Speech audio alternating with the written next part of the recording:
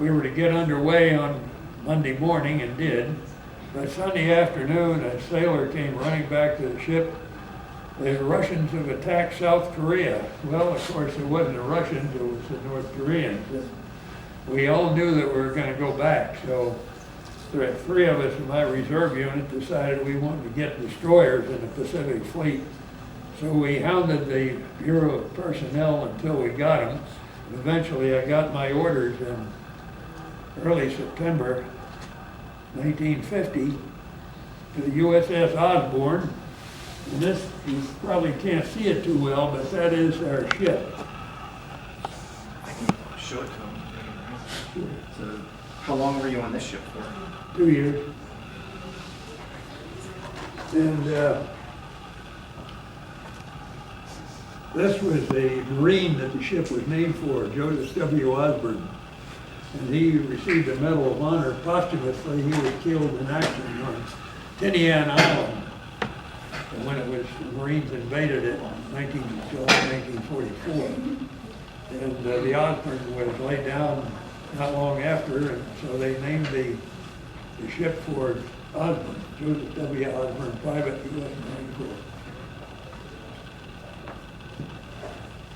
Well, I was called up, left. I was living in Buffalo, New York at the time, or outside the city. And I rode 5 planes and 2 ships to get out to the Osborne. I rode 2 planes. I visited my grandmother in Chicago overnight on the first leg, and then I got on another one for San Francisco, and San Francisco 2 days, off for Hawaii, and I was in Hawaii for a week, and then off for Japan, and arrived in Japan, and they put us up in a big Japanese warehouse to stay overnight. And I'll remember that because I spent the night pushing cockroaches off my face. Well, the next morning they put us on a seaplane for Sasebo, Japan, and I got down there and put me on a Navy tanker that took us out to the refueling area for the destroyers and cruisers and carriers and so on. And I got transferred to a destroyer, not my destroyer, but another one. And they didn't have helicopters in yet, so what they did, they rigged lines between the ships. And they put a chair on the line, and they dragged you across. And I was worried. You know what I was worried about? They were going to dip my uniforms, were all over separately, in the sea and wreck them, but they didn't. Well, just before I left, I was promoted from ensign, that's the lowest officer grade, to lieutenant junior grade, that's the next one. But I didn't have a chance to buy my insignia.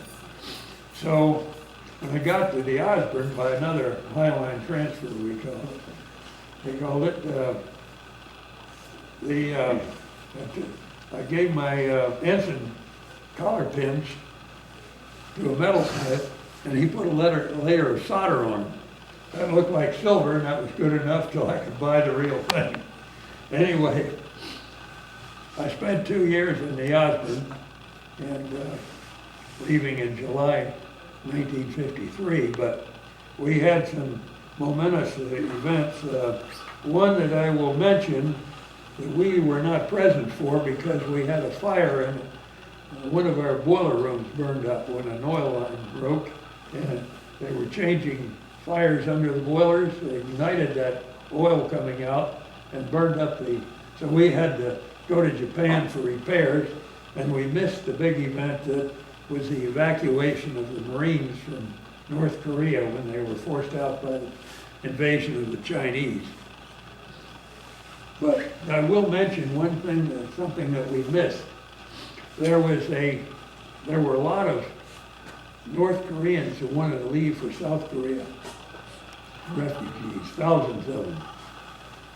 Well, one of the ships there, the Meredith Victory, was a ship left over from World War II, merchant ship.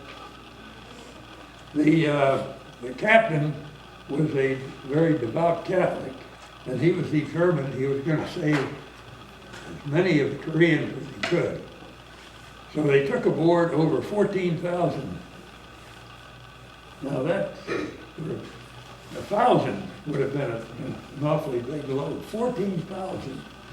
And they were worried about stability. If a storm had come up, the ship would have capsized.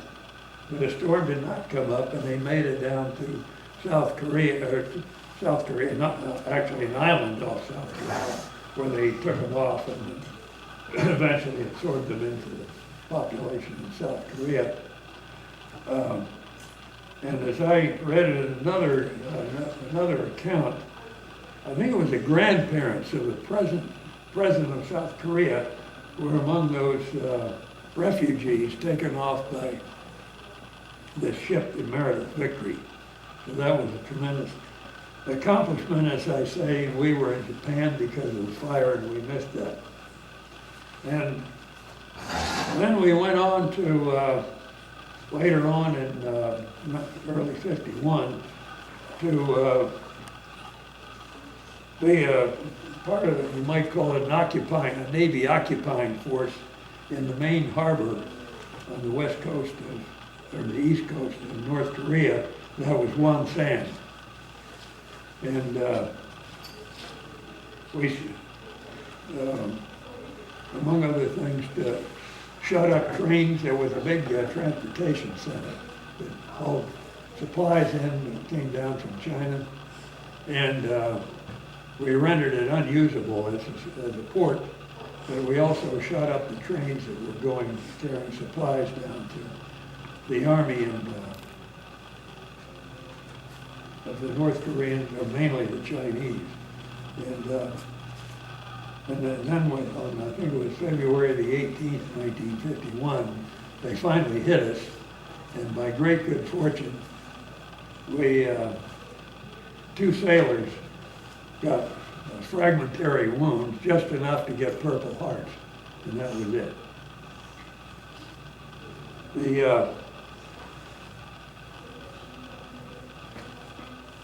We did have some of our, what we call our fire control system that aimed the guns. These were anti-aircraft guns that aimed, and they destroyed the gun director for that system. And but that wasn't a big hindrance to us. But anyway, in March of that year, our time was up. Incidentally, this is a picture of the captain of that Victory I was telling you about. And he went on to take holy orders as Brother Marinus in one of the monasteries.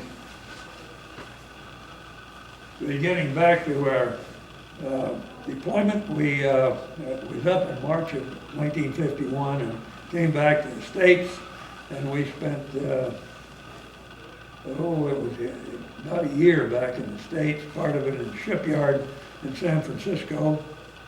And during that time, I met the gal I married in San Diego. We've been married now for over 64 years. And with 2 children, and our son served in the U.S. Navy. He was Navy ROTC at UCLA, and he served in the Pacific Fleet.